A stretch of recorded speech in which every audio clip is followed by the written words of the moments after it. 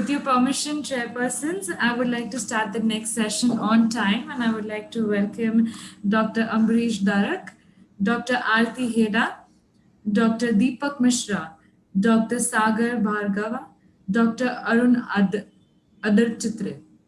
A very warm welcome to each one of you, and we will be starting this session. I would like to call the experts of this panel, Dr. Vinod Kumar Arora, Dr. Chandrasekhar Vavikar, Dr. Rupal Shahan, and Dr. Sujal Shah. A very good afternoon, and we shall start this session with your permission. Thank you. I would like to call the first speaker to please share their screen and switch on her camera, Dr. Anusha. Dr. Anusha Ajwani. Hello. Thank you, everyone. Good afternoon. Yes. Thank you, AIOC, for giving me the opportunity. I'll just start sharing my video. 1 second.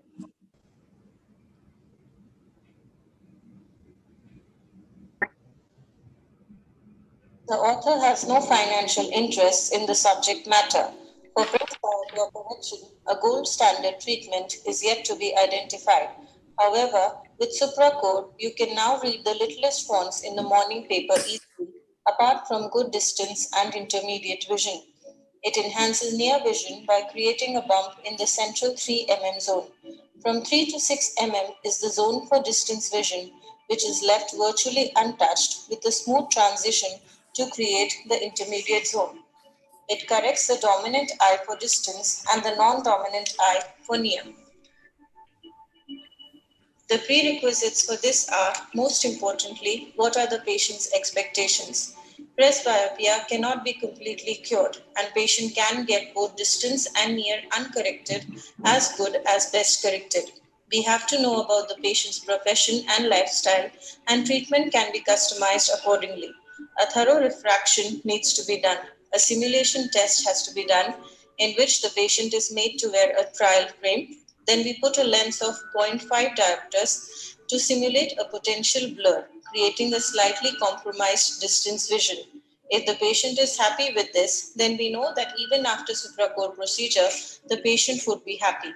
For near vision, we put a lens of plus 1.75 in front of non-dominant eye and plus 1.25 in front of dominant eye and make the patient read. And if the patient reads comfortably, then this is a suitable candidate for Supracor. Other prerequisites before Supracor include age more than equal to 45 years, pupil size of more than 2.2 mm, angle kappa should not be more than 4. We need to check for high order aberrations and also for asphericity. If there is high negative asphericity, then doing a Supracor in such patients can worsen the situation. So this was a 47-year-old female patient with a near correction of plus 1.5 diopters. A bilateral Supracor was planned in which the dominant eye, here the right eye, was treated with mild Supracor with a target sphere of 0, which can be changed according to the patient's profession. And the non-dominant left eye was treated with a regular Supracor with a target sphere of minus 0.5 diopters to enhance the reading power of that eye. The optical zone is taken as 6 mm and the result was 6 by 6 parts in the right eye and 6 by 9 parts in left eye. And for near, it was N8 in right eye and N6 in left eye. Binocular vision was for distance 6 by 6 parts and for near, it was N6. Another example is of a myopic patient with a power of minus 0.75 for distance and the addition is plus 2 diopters with an adequate pupil size. In this case, we planned a unilateral Supracor. In the right eye, a pro scan was done to correct the distance power and the non-dominant left eye was treated with a regular Supracor. The ultimate binocular result was 6 by 6 parts for distance and N6 for near. The steps of surgery are similar as that of routine LASIK surgery. So if we finally look at our results, we find that we have achieved approximately in all our patients an uncorrected distant visual acuity of 6 by 6 parts binocularly, though there is a line loss uniocularly and the results are also the same for NIA. Also, there tends to be an increase in the high order aberrations, especially vertical coma, trefoil, and spherical aberrations at 1 month. However, they tend to stabilize at 3 months, except for spherical aberrations, which turns out as an advantage, as an increase in spherical aberrations results in better depth of vision. Thank you.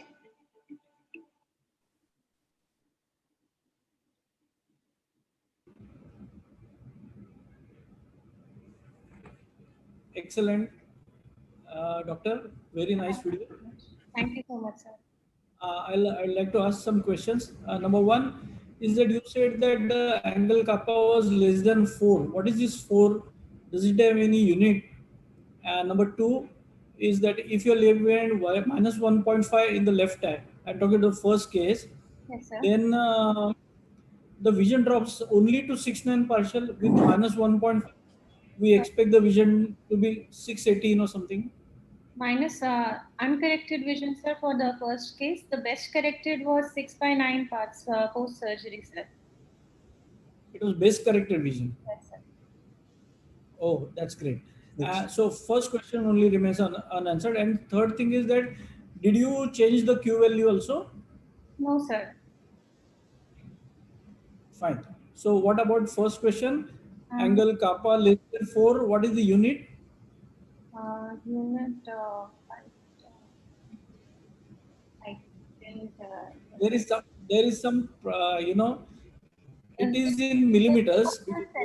We measure it on the surface of the, We can we change. measure it on the surface of, Yes. I'm sorry.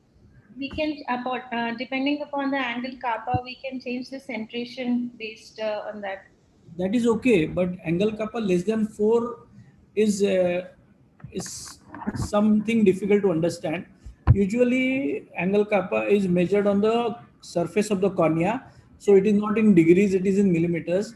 Right. And 4 millimeters will be too much. It should be less than 0.4 millimeter. Okay. Yes. Do you make some adjustment for angle kappa?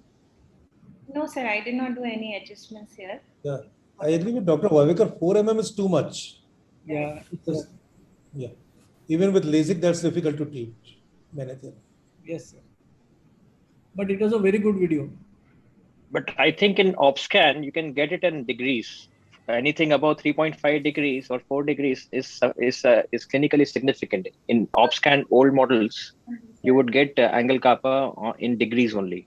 It was So probably, I don't know whether it's been done on OpScan. It was done on OpScan only, sir. So OpScan, you get the same values as degrees. Excellent. So in that case, you need to mention degrees over there. Yeah. Dr. Anusha. Some unit has to be there, you know. Excellent. Shall we move on to the next speaker? Please. Yes, okay. Thank you so much, Dr. Anusha. Moving on to the next speaker, I would like to invite Dr. Monica. Ma'am, can I request you to please come on screen? She's not with us? No, I'm there. I'll just share my screen. Okay, ma'am, sure. Thank you. Yeah.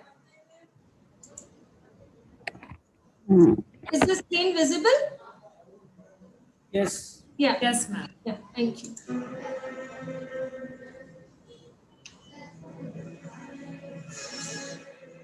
For a patient of nystagmus, the whole world may appear wobbly.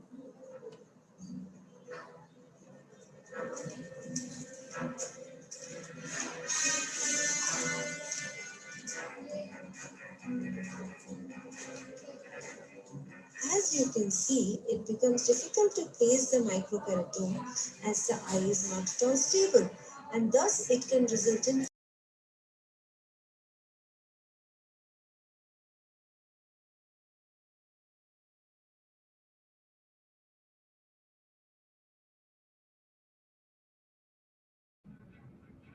Monica, audio is gone.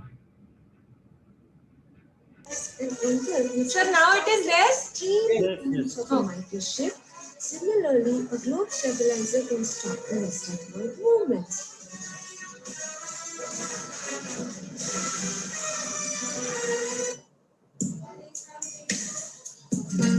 So we present to you a technique to flawlessly do refractive surgery in patient having nystagmus. So what do we need to do?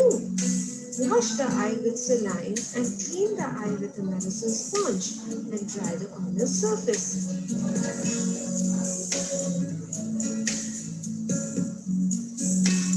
Now, we need to stabilize the globe with a globe stabilizer, which we use in cataract surgery for making side coat under optical phaco.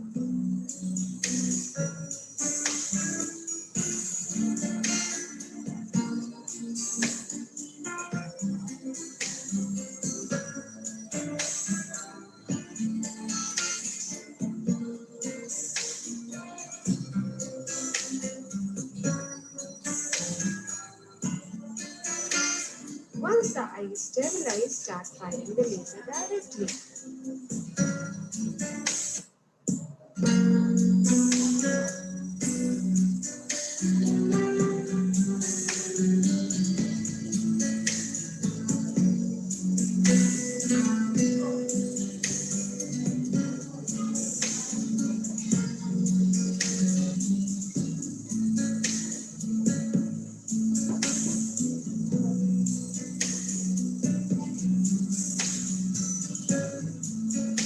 Then apply 0.02% mitomycin for 30 seconds and then thoroughly wash the eye with at least 40 to 50 ml of saline and then we place a VCL on the top of it.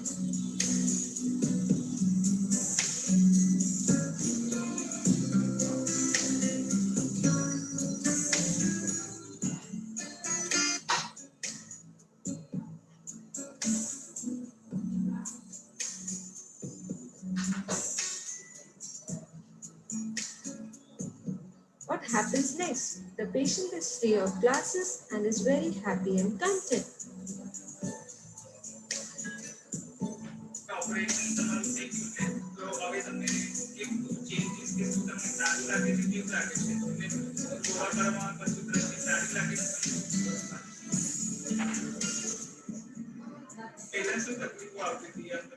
Damini.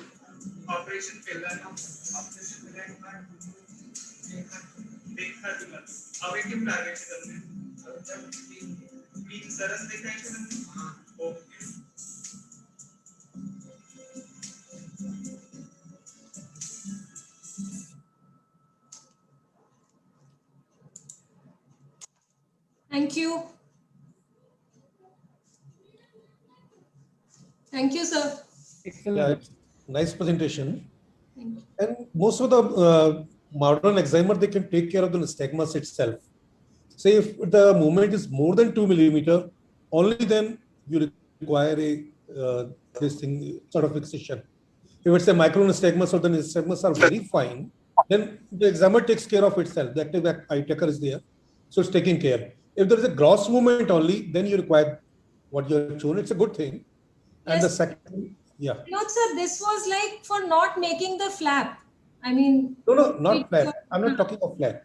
Even if you are putting an excimer, there is an active eye tracker. yes, yes. If there is a movement of nystagmus that's less than 2 millimeter, that's too much, 2 millimeter, then that active eye tracker can take care of that part.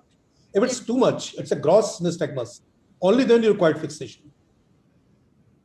For fine nystagmus, I don't think modern machines all have very, very advanced active eye tracker for that. Dr. Vavikar, would you like to say something? Yes, sir. I would fully agree with you that small nystagmus is very well taken care by the examiner laser, whether it is for LASIK or trans-PRK. And it is only when your gross movements like head movements or eye movements, that time we get a problem. Yeah.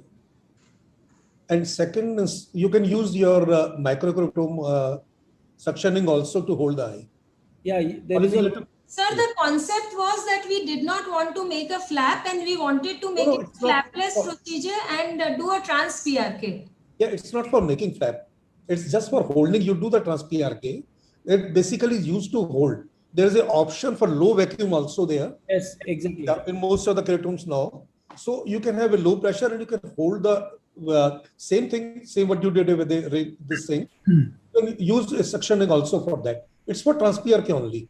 both the things. Yeah. So that's an alternative. I would say that's one of the method you can also use. Yes, sir.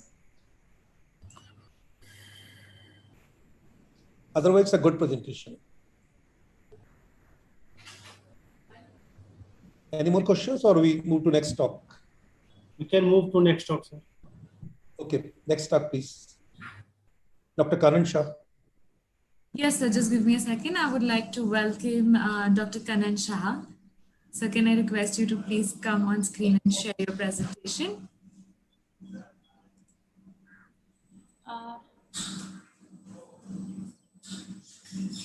Is it visible now? Yes. Yes.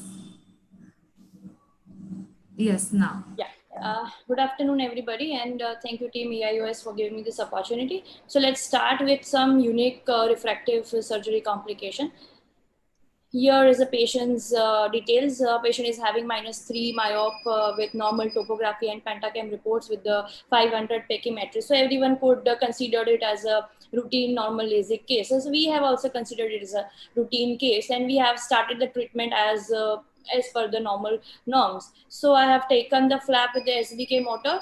So as we all can see, the flap is absolutely fine. So if many of us are thinking that if there is no flap related complication, then what else it could be. Flap is absolutely fine. So I have started the treatment. Laser is firing, and suddenly something has happened. No one could make out what has happened. So the what has exactly happened is, I was in the middle of the examined laser and the treatment has not completely done, and suddenly the machine has turned off because of the power supply or because of the UPS failure.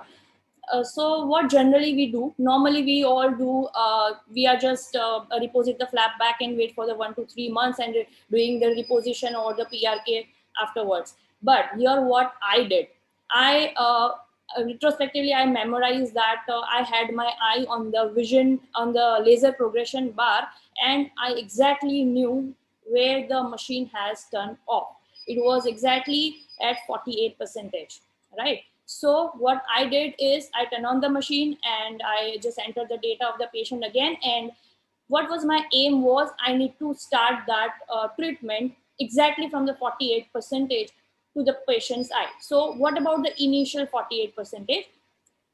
I did that initial 48% of the treatment on the PMMA plate or the fluence card. And here I did the same. Here is a calibration of the machine and patient's data. I have started the patient's treatment, and I am going very gradually because in that way I have the control over the laser firing.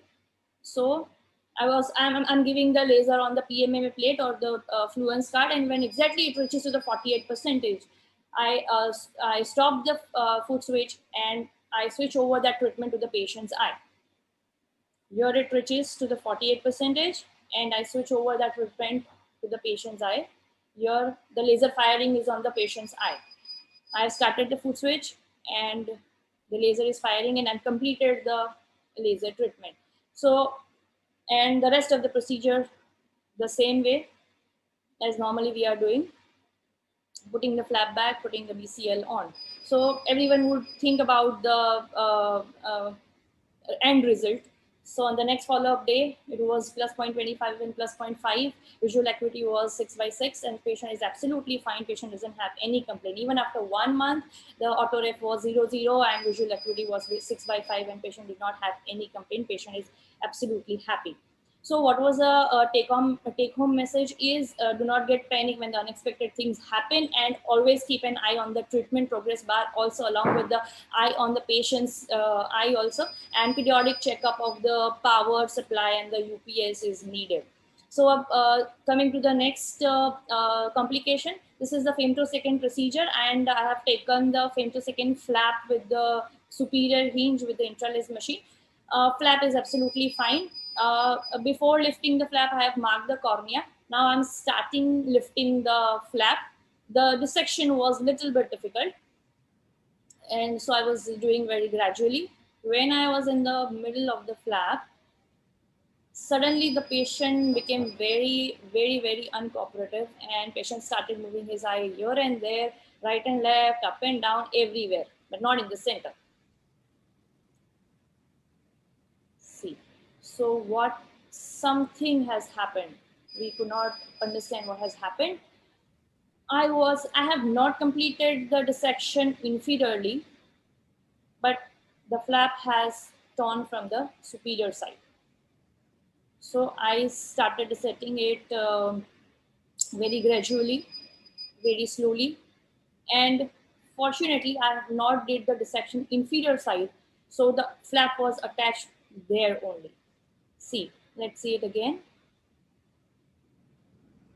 When I was in the middle of the flap, because of the traction, because of the traction of the instrument and traction of the hinge side, suddenly the corneal flap has torn from the superior hinge, not exactly from the superior hinge, just below the superior hinge. So I have converted the inferior attached part as a hinge, and I have converted the superior hinge into the inferior hinge, given the laser, and put the flap back. And I have put the BCL on top of it and completed the procedure. On the next follow-up day, the flap was absolutely stick to the cornea, and patient is absolutely happy.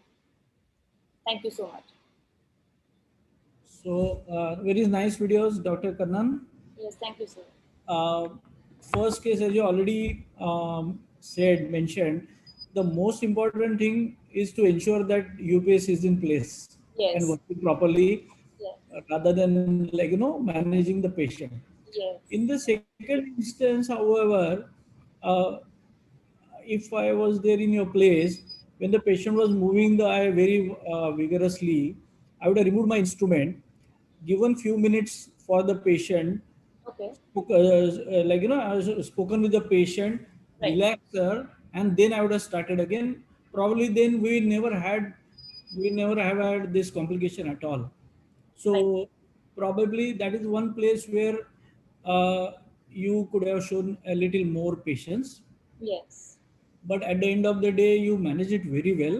Yes. So then all is well that ends well. So it's okay. But so next time, anxious patient, Yes. first thing, if the patient is anxious, Yes. we need to increase our patience multifold. Yes. Okay, we have to compensate for their lack of patience. Yes. Yes. Yes. Very nice videos. Sir, can we do one thing, as if the flap is of the superior hinge, so we need to start the dissection from the inferior side. So, Excuse me. May I? Yeah. Ambarish, bolo. I feel that normally the dissection, once you start, because see, these things means, of course, patience matters, but these things happen in a fraction of a second without even you being realized. So normally, femtosecond flap, I have seen when you start from the middle of the thing and start separating towards the inferior portion, things become very normal, and the amount of traction which was created because of opening from superior side, the traction becomes much less when you start from the middle. So apply your from middle to the inferior side, and the flap separation becomes quite easy. Yes. And the moment that OBL is gone, even your patient becomes comfortable. Right. Right.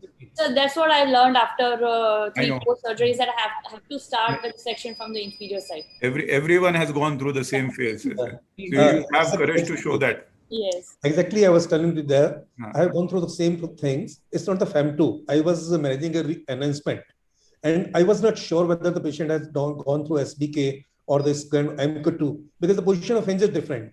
So somehow I tore the hinge, but still the portion of this flap was intact. So I use that portion as a hinge. So you can use any portion as a hinge. It doesn't matter much.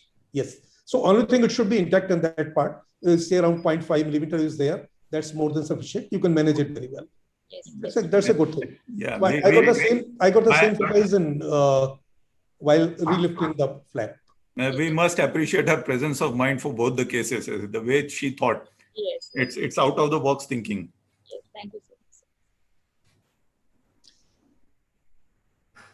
Thank you. We can move to the next talk.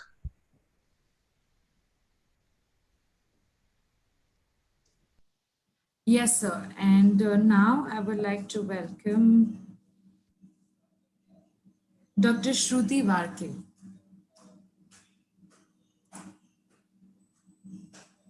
Dr. Shruti Varke. Hi. Am I audible? Yes, you are, ma'am. Okay. I'll just share the sheet. Thank you, iOS and all the team for giving me opportunity to present. I'll just share my screen. Oh, it's not.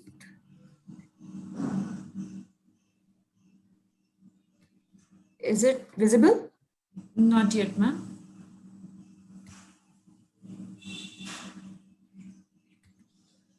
Is it visible now? Yes. Okay. So my video is about the intact ring. So here the 19-year-old female came to the OPD with complaint of diminution of vision in the both eyes since 5 years.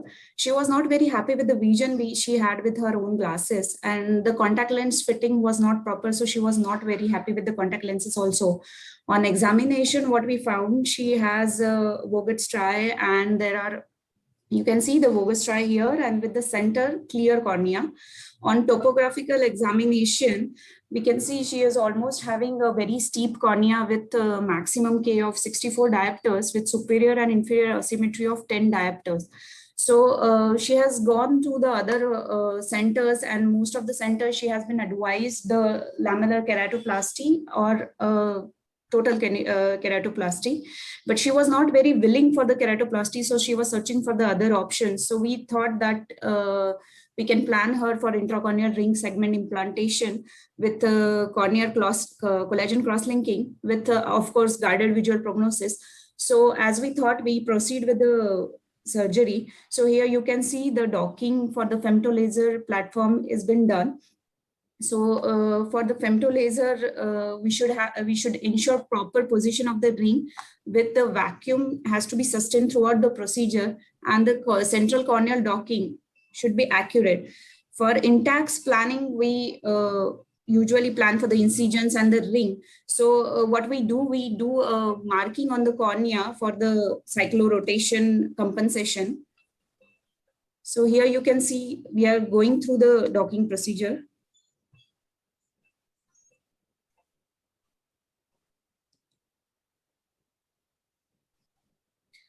Here, with femtolaser, there is a creation of the bed of the tunnel. So you can see here the uniform creation of the tunnel bed, and it is followed by the creation incision. We have planned for the 2 incisions for the 2 ring, because we have planned for the 2 asymmetrical rings with the inferior one, which is 450 microns. So ensure the proper opening of the incisions and the depth, because usually whenever we plan for the intracorneal ring, it's a very thin cornea. So there are high chances of perforation or probably the displacement of the ring. So the both sides of incisions were open, and the insertion of the rings. While inserting, you should be very careful. There should be no forceful maneuvers to be done, and insertion of the ring should be very smooth into the tunnel. If it is not smooth, then properly you have to check the depth of the tunnel again, and then go again for the insertion. So throughout the procedure, you have to maintain the corneal hydration to ensure the cornea should be wet throughout the procedure. Otherwise, there is a epithelial complications can occur. Sometimes you have to introduce you have to separate the bed when there is a OPL formation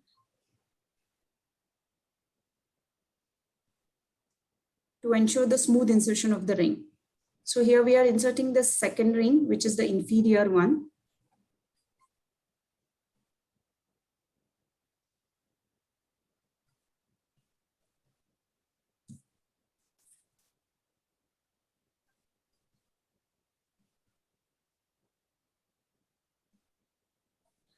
Gently push the ring when you are very sure about the depth, and throughout the procedure, please constantly check the plane of the insertion.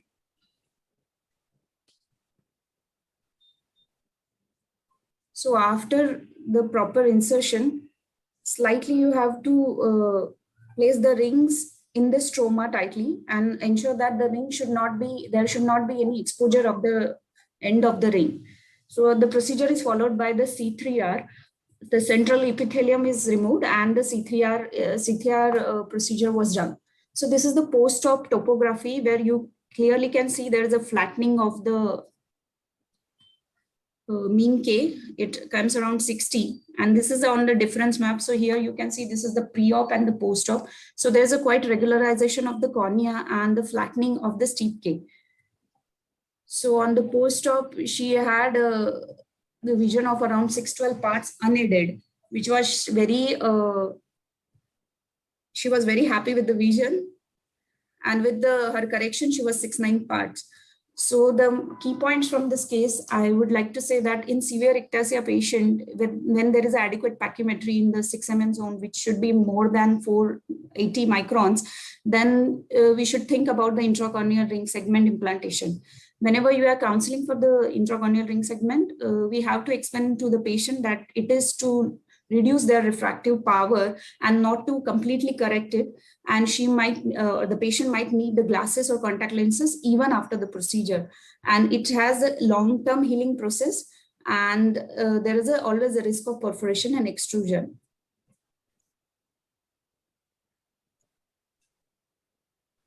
Thank you so much.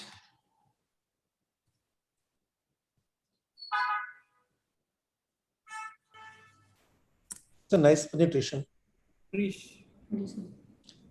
Yeah, but what is the ideal depth for putting index? Sir, the minimum pachymetry into the 6 mm zone should be 480. Yeah, 480 becomes the Becky, but what should be the ideal depth for putting it? 75%. So 75%. 75% to 80%. 75% Percent of the total thickness of the cornea in the 6 mm zone on the topography. From epithelium you're talking? Yes, sir.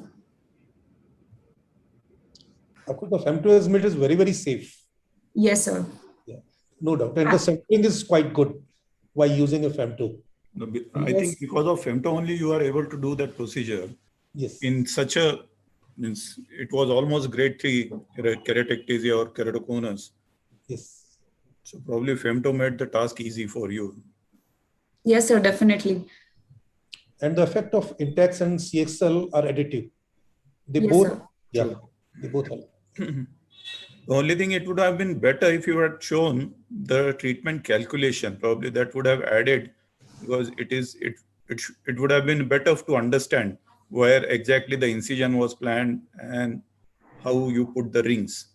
Means how you decide the plan of action in these kind of corneas. This is my suggestion, my feeling actually.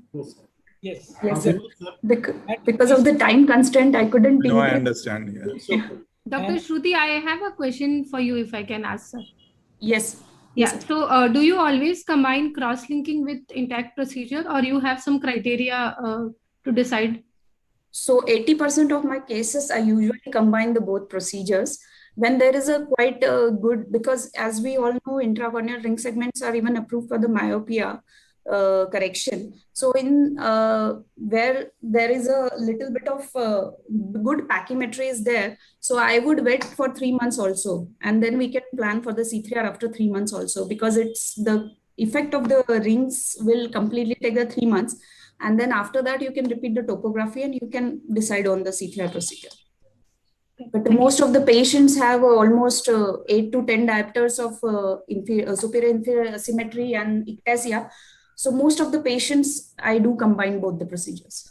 So I wanted to ask whether, like, depending on the corneal topography, you notice any progression in the keratoconus. In those cases, only you do cross-linking, or you do for all the cases. But thank you for the answer. If the if progression is noted and documented, then definitely yes, 100%. And I just want to raise the final refraction. Ma'am, the final refraction was -1 diopter sphere and -1 cylinder at 40 degrees. No, at what time period after the surgery? It's almost 3 months, post 3 months. Do you see a change happening even after that? I am following the patient But right now the refraction is stable and he's wearing glasses and he's very happy with the glasses. No. Do you normally see in your other patients that the refraction changes? First 6 months, yes, I have noticed, ma'am. But after 6 months, I have the longest follow-up I have been is 2 years. So after 6 months, I haven't checked. I mean, I haven't seen the much difference in the refraction. So sometimes the healing response goes on because you've also done a C3R. Yes, ma'am. Only with the rings, the stabilization is earlier, but with the rings and the C3R, the flattening can still go on for a longer time. So. Yes, ma'am. It usually happens till 1 year also. Yes. And those who are doing rings, I have a small question for you. So how many people you are doing a single ring? Because I have seen in these eccentric corneas where the cone is, say, not a central, single rings helps much better way as compared to 2 rings. What is your opinion, Aarti? Sir, I feel that I will use both rings whenever I'm using. The cone is decentered. I prefer a single. Centered means if there is a 50% of the cone area is outside of central 3 mm on the posterior float on the topography, and if the mean K is more than 55 diopters and superior inferior asymmetry is more than 15 diopter approximately, then I feel the single ring, preferably the steep ring, will help more than the 2 rings. We can move to next presenter since time is over. Thank you, Dr. Shruti. Thank you, sir. Thank you so much. Moving on to the next speaker, we have Dr. Tushar Grover. Sir? Yes. A very good afternoon and my sincere gratitude for having me. So I'll be sharing a video which is about which is both, there are 2 cases which are both post-refractive surgery, and the challenge here is more of decision making. So it'll be really nice to hear from the expert panelists what they would do in these situations and how we could have done things better. Thank you. So I'll just start. We all know that refractive surgery is as much, if not more, about decision making than about the surgery itself.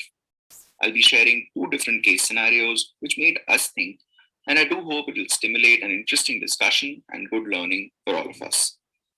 The first case scenario that I'll be presenting is called the mysterious bumps. This was a 45-year-old woman who had undergone corneal refractive surgery 15 years ago. And she now complains of headaches, which are associated with visual work, eye strain, and blurring of vision. Her refraction showed considerable anisometropia, and she's not willing for contact lenses. So we had to plan how to go ahead with recorrection for her in the right eye. When you look at the topography, this looks like an extremely good case for corneal laser vision correction by any of the methods available.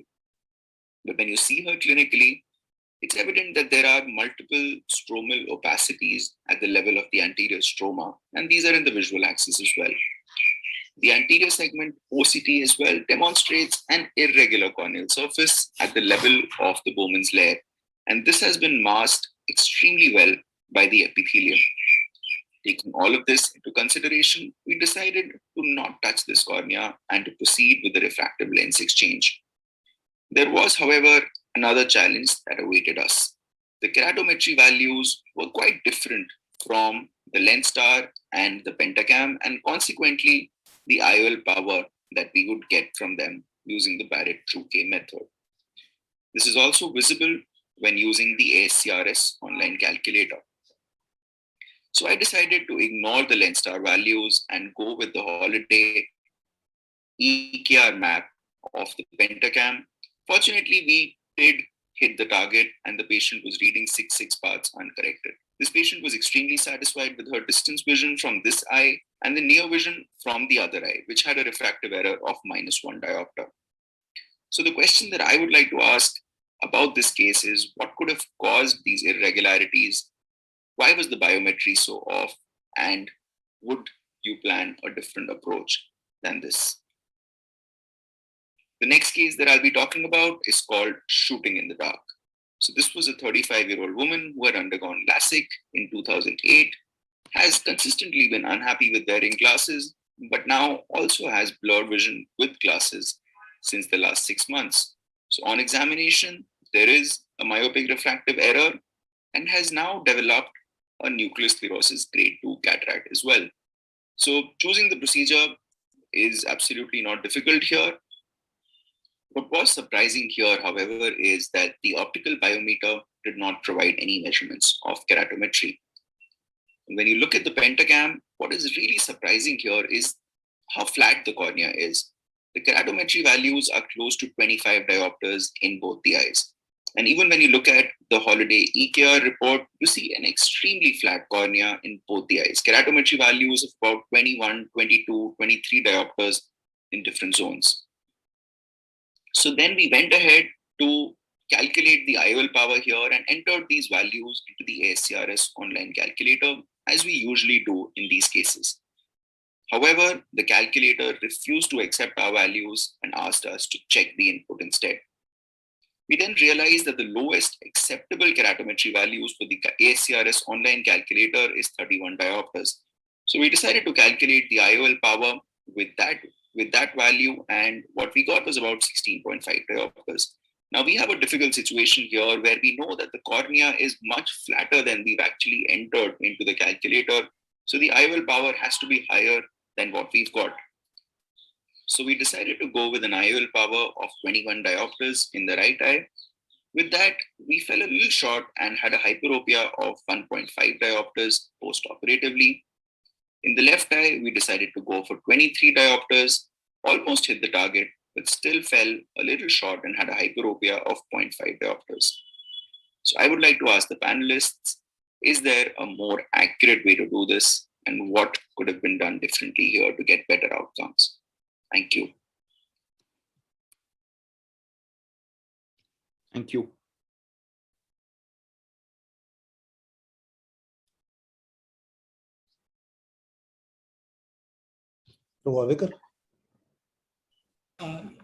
Yes, sir. In the first case, Dr. Grover, very nice cases you got, first of all. In the first case, why you did not think of trans PRK? Because that would eventually that would correct the bumps on the Bauman's. Yes, that would have, and but I was a little concerned about the refractive outcome. One reason is that we don't know the etiology of those bumps happening, whether it was possibly a viral keratitis or something. That it didn't look like that, but we are not really sure of the etiology. So that is one of the reasons why I didn't want to intervene on the cornea. And I felt that the refractive outcome would have been probably a little unpredictable if I had gone by the corneal route. So that was my concern, which is why I went with a lens-based route. Yeah, I agree on that. but the thing is that the original problem, the cause for poor quality of vision still remains. So it is possible that even with IOL, the patient could have been unhappy. So best is go two-step approach. First is try to treat this by trans PRK, and whatever refractive error is left behind, we treat it by second method. Then whatever it is required. I would have gone that way, but never mind. Ultimately, if I think the patient well, it's okay. Right? Dr. Bhavika, the corneal opacities were not in the optical zone. So it was little away, not in the pupillary zone. So I think I would go with what Dr. Tushar No, did. they're in the pupillary zone either, said. And no, if it was in the pupillary zone, definitely we should do a two-step method. And for the second case, Tushar, I think I would have done two-step. So first, because it is too flat a cornea, and post-op also you don't know how irregular or otherwise it would be. Also, the zone taken is quite small. It's not even centered. The original refractive error correction must have been done for a very high myopia. With older lasers, which sometimes didn't give you such good centration, sometimes because of a little regression, you get flattening occurring little on the side. So I would have just removed the lens and done a refraction post-operatively and recalculate and then put the IOL. probably that would give you an alternative to what you did. You Yes. did a good job by calculating and adjusting, but if the patient is too demanding, or if you feel that you cannot really afford to be off, then I think the two-step method would work better. Yeah, ma'am. In this, there was always the fear that we could be grossly wrong with what we are planning. Though we had calculations in mind, we did adjust for what we got. We had a much flatter. We had about a 4-5 diopters flatter cornea, so we went with about a 5 diopters higher IOL power. We had these calculations in mind, but there was a lot of uncertainty, and we could have been way more off possibly because these are unpredictable corneas. So yeah, that fear was always there in our minds. Tushar, it was looking more of a adenovirus spots there. Have you tried some, waited for some time or? So, but I felt they were too dense. I mean, they were much larger opacities than you would typically get with adenoviral. It didn't typically look like that, but I mean, I can't be sure. Okay, in second case, what I do a topography when you find in the LASIK in the RK patients is this thing. And I move my cursor on the topograph. Because the you got the minimum K, that's not the exact minimum K. So we want to have the minimum K. You move your cursor and you'll see your reading is much lower, what your topography is showing as such in readings. So you have to move, keep on moving, and where you get the lowest K reading, that is the minimum K. And that you can use, I think that's very quite close to your things. I don't use any formulas, any calculator, but I am most of the time I'm very, very close to my target. Okay. So that's one of the trick. Only thing you have to do it yourself. You have to move your cursor and look for the minimum K. Okay. I just wanted to ask Dr. Tushar. Yeah. In the first case, you said that you use Holiday 2. No, we use the Holiday EKR display report, which basically gives you the equivalent keratometry in different zones of the cornea. So, and then we took the equivalent keratometry reading at the 4.5 millimeter zone, which is conventionally used for these post LASIK formulas, and we use that in the ACRS online calculator. And then we compared the various formulas that came with that, including the Barrett True K, and took the average there. Because what I understand is that that value has to be ideally inputted into a Holiday 2 calculator to get the correct result actually. And what you need to put in the ACRS calculator is essentially K1, K2 from the optical biometer. Yeah, no, actually, routine. That's why the total corneal power map and the EKR map are a little different. So the total corneal power map is what you're right, but with the EKR map, it takes into consideration. So for a value that you will get on the EKR map, as a second step, it matches it with the SIMK value. So the EKR map values can be fed into routine IOL power calculation formulae. So that's why the EKR map is different from the total corneal or the net corneal power map. Yeah, but ACRS calculator, I don't think so is meant for that. I think we need to check that because that's meant for mainly the biometric values. If you check that. But yes, Dr. Holiday does recommend EKR 65, as you rightly said, with at 4.5 for his calculator actually. Yeah, no, and in the ACRS calculator where you have the inputs for the optical biometer values, we left those blanks. We left those values blank. So that was not entered. This was entered in the zone, Atlas ring zone value. So they have options for zone, for 1 millimeter zone, 2 millimeter zone, for each zone. So that's where these EKR map values were fed in, not into the optical biometer inputs. Yeah, Dr. Tushar, I would like to agree with you. EKR can be used in any formula where the refractive index of cornea is used as 1.3375. So any formula where the refractive index is that, we can use EKR. So what you have done is quite okay. Correct actually.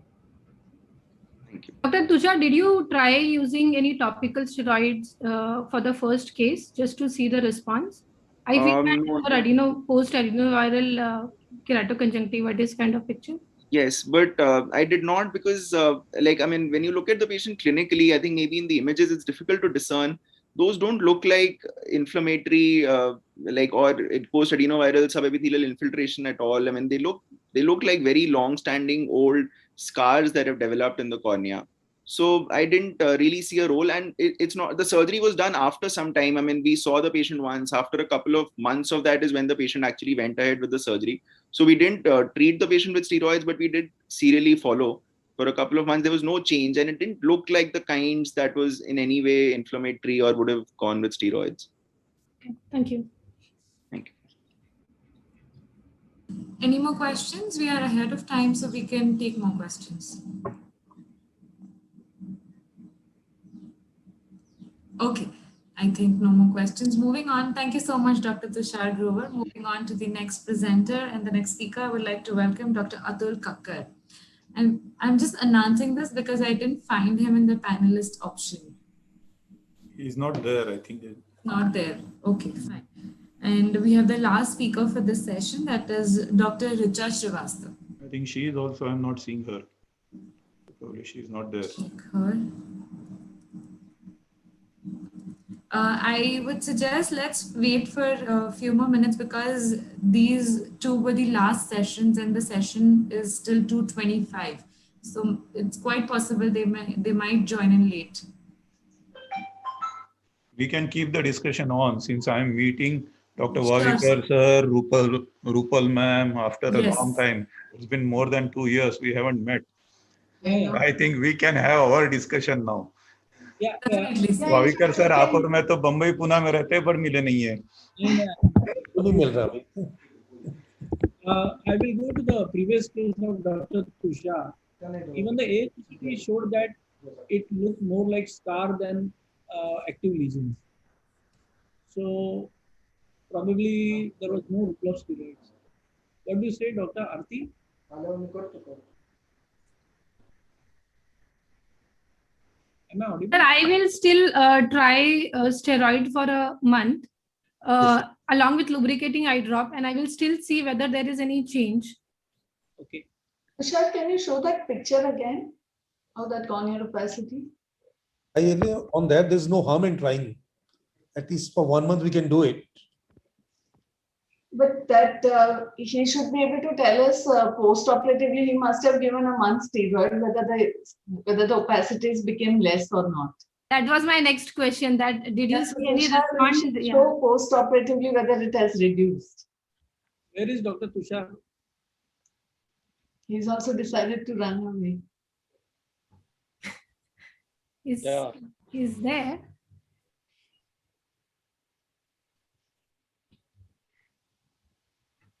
Must be busy with other stuff. I can see him here. There, but is I will put the camera as Dr. Tushar, can you hear us?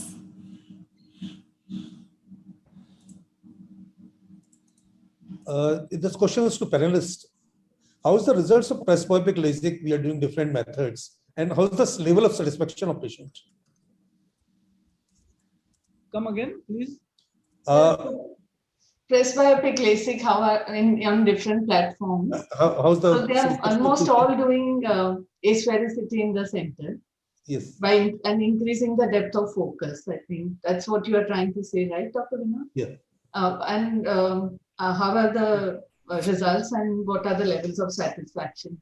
So if you ask me, if the patient already has some refractive error, then I have found that they are much more happier if you do such an adjustment as against an in-metro who is used to a good and clear distance vision and probably just takes a little longer to adjust to this a micro monovision scenario. So that's one point.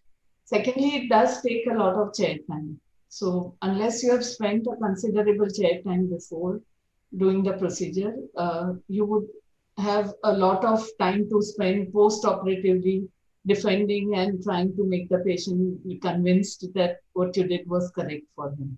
So that's the second point. Having said that, I think it is giving practically a good vision for most of the activities. And I find that most people who are quite dedicated, want to just get rid of glasses and are not comfortable wearing reading correction, are really happy with the procedure. So I definitely offer it to all my presbyopes wherever it is possible. I also try to simulate in the glasses and show them. And I tell them that it's going to be slightly better than what I'm showing them. And as so many people do, I try to find the dominance of the eye myself. I also try to do the refraction again myself, because these are the points where it can make a big difference whether you succeed post-operatively or not. I feel presbyopic correction, you have to be choosy about the patient. So typically, as ma'am said, when you are choosing a hyperopic patient with presbyopia, you can just blindly go and do the presbyopic correction in those patients. Those patients are very happy post-operatively, very happy. When choosing myopia, in like my case, so I think till I am 50 now, I have undergone presbyopic correction also, and you don't require glasses. I'm very happy with it. In fact, I'm able to operate through microscope also. So that justifies my stand. So I'm convinced about that. Third thing is, typically when you are treating myopia, you have to be cautious and you have to design the treatment. I feel any presbyopic correction, you have to spend time with your patient, as ma'am rightly said, and you have to understand his demands, basically, what he is looking at post-operatively. Typically, with the IT generation, the intermediate vision is the primary demand more than a, say, N6. So I feel this micro monovision concept, in whatever platform it is available, it gives a very good outcome in typically this presbyopic correction. Although your patient is N8, then it serves its purpose, having, say, able to read the mobile or seeing the things on laptop clearly without using glasses. 80% of the population, it serves the purpose. So I feel choosing your patient rightly, understanding his demands, and accordingly designing the treatment. I won't recommend anyone to go with simply whatever norms has been suggested by the company to do the presbyopic correction. You have to apply your mind and you have to understand what you want to provide. And probably if you design that way, you change the nomograms, then probably you can get encouraging results. And I'm talking about almost operating around, say, 400 for patients till now. Yes, you do get surprises typically when you ignore the wavefront map of those patients. So many a times, and treating myopic presbyopia patient is a tricky situation where probably you have to face problem post-operatively if you don't choose the patient rightly. I have 2-3 patients where even, in fact, in spite of planning the treatment properly, which I felt I have done properly, but yes, I got the surprises post-operatively. And then in those cases, it is really difficult to convince the patient that you have done good to him.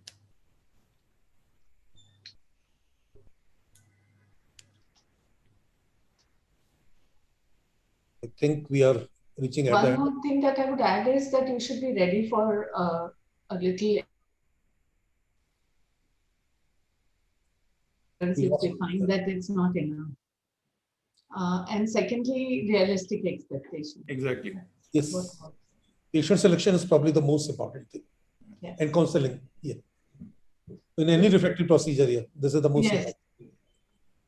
So I agree with both the speakers, with Dr. Rupal and Ambarish. In addition, number one is I would first be very I will be very wary of finding out which is the dominant eye, because I've seen that a right-handed patient having left-handed left eye dominant. So it is very important. I would not advise presbyopic, that is custom Q, what we are doing, advanced monovision, beyond the age of 45. So it is typically between 36 to 45 that I'll do. And third thing is that I would not go take the Q value beyond 0.6, minus 0.6. Beyond that, the distance visual acuity of the non-dominant eye decreases so much that you only feel scared. And I've had patients where one eye is 6.6 and the other eye is 6.18 plus 1 letter. But after 3 months, they have got adjusted. But at the same time, it is very scary. So I have stopped at minus 0.6. You won't go beyond that. I think the age criteria, sir, you said, I prefer an age group of 45 to 55, truly speaking, because that's where you get the rewarding result, one thing, and second thing, the expectations are much less than what. Me too. Because before press bypass sets in, patients don't realize why you have kept that little power there. Exactly. Because the other eye can see for years. So they are not happy. But so then, undercorrect one of the eye. At the age of 50, how much you do? -2? -2. No, it's not about -2, sir. It's a micro monovision. So you are creating like 0.5 and 1.5. Yes. Yeah, and whenever, typically when you are hyperop patients, say +1 with addition 1.5 or 2, in that case, what you do is you consider that flattening future, means whatever will be happening in the future after 2-3 years. Normally what I do in my practice, whenever I'm treating this presbyopic correction, instead of treating +1, I treat actually +1.5, 1.75 for distance, and then do a presbyopic correction accordingly. I wanted to ask the panelists, how many people are doing phototherapeutic keratectomy and for what indications?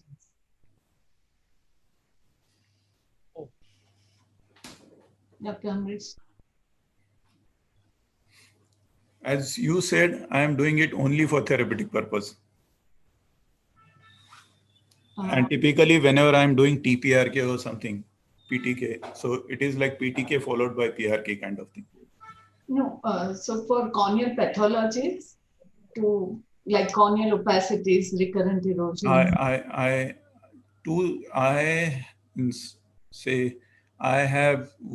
I have done PTKs in nebular opacities, which gives actually good result.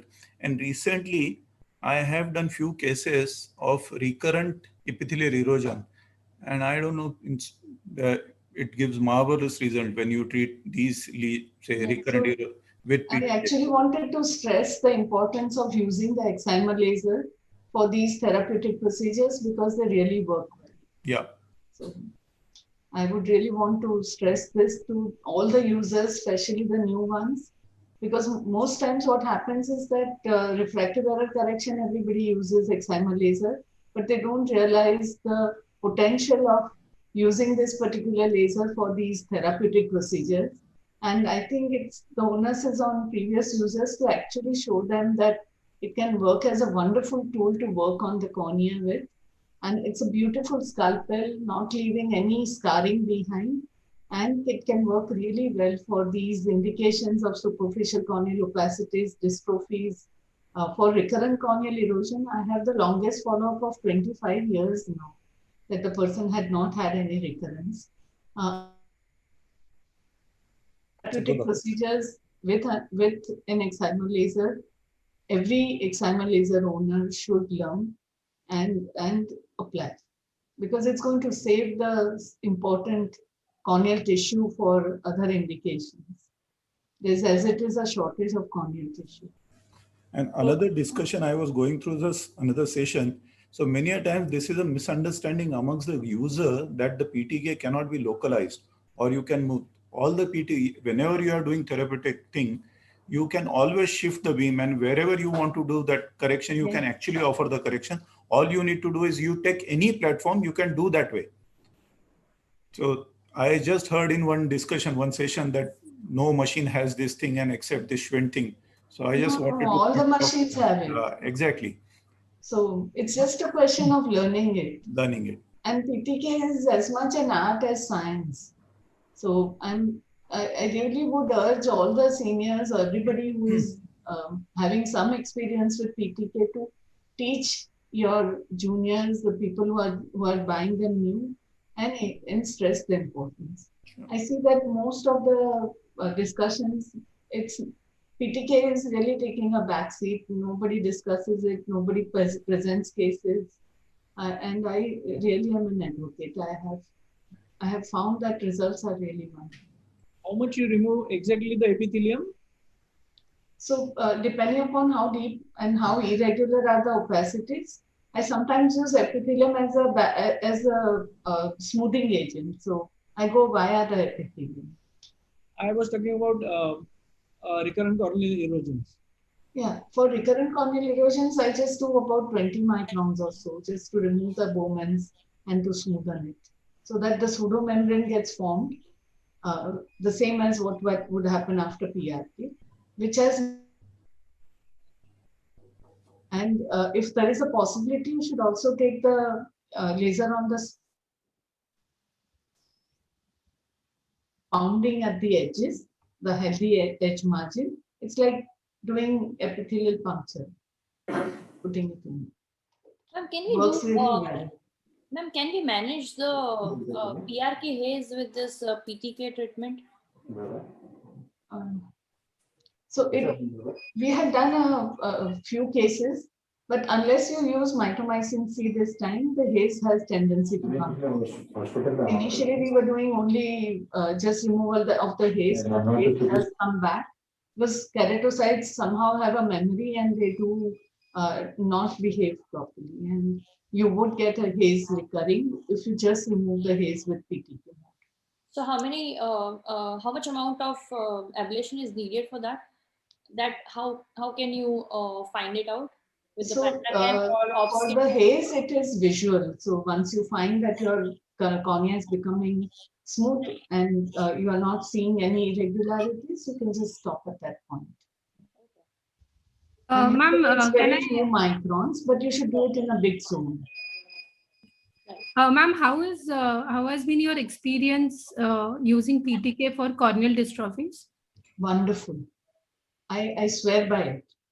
So for all superficial corneal dystrophies, I first tried only PTK, and I have seen that it really works well. It works like magic.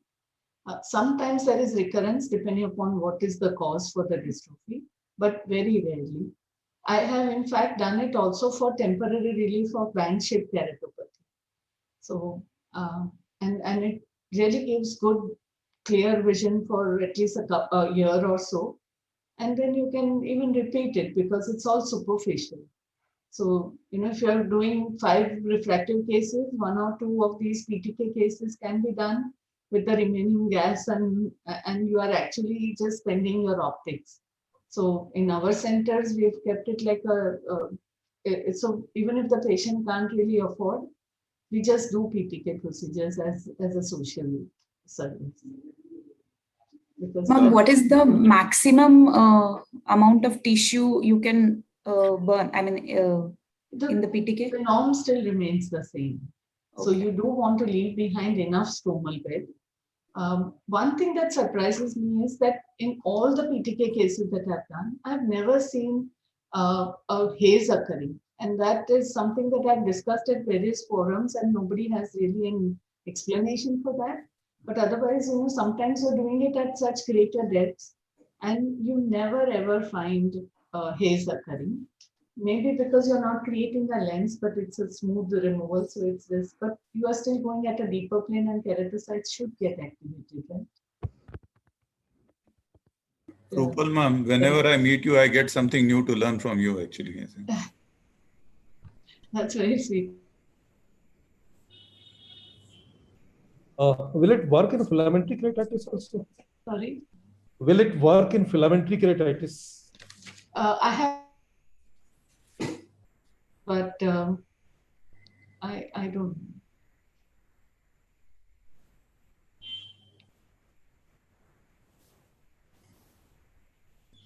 No harm in trying.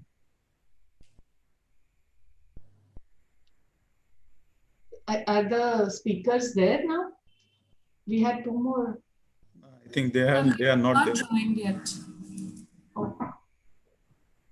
In end the session if the discussion is done, ma'am. I think so. Thank you so much, everyone, for giving us the opportunity. Thank you to all very speakers. Nice presentations. Very nice. Thank you to all speakers for such a wonderful presentation and elaborate the discussion on decision making in tough situations. It was a very fruitful session. Thank you to all. Okay.